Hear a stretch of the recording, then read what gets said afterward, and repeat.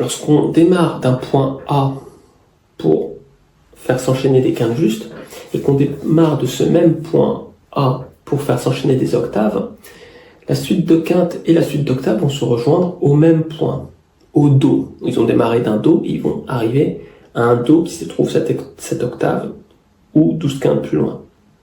Et le problème, c'est que 12 quintes ne sont pas égales à 7 octaves. 12 quintes sont plus grands que 7 octaves.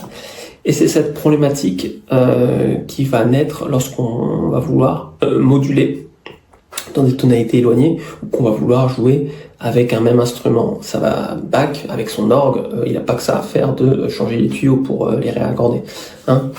Et il veut jouer d'ailleurs le clavier bien tempéré dans toutes les tonalités sans avoir à changer les tuyaux ou même à réaccorder un clavecin tout le temps. Parce qu'avec la facture pour clavier, on n'est plus sur des cordes tendues avec des simples gammes de Do majeur, si je vulgarise un peu. On a la véritable gamme chromatique qu'Euclide a mise en évidence il y a de là presque 2 millénaires auparavant. Et ce léger écart où on va voir qu'à la fin 12 quintes sont supérieures à 7 octaves, c'est exactement la même distance qu'il va y avoir entre un ton, tonos 9-8, et un rima au carré. C'est ce coma pythagoricien. La dernière quinte, si on la regarde bien, est trop grande, un coma pythagoricien, par rapport au Do parvenu grâce à 7 octaves. La fréquence donc fondamentale, exposant 7 octaves plus loin, est donc inférieure d'un coma pythagoricien.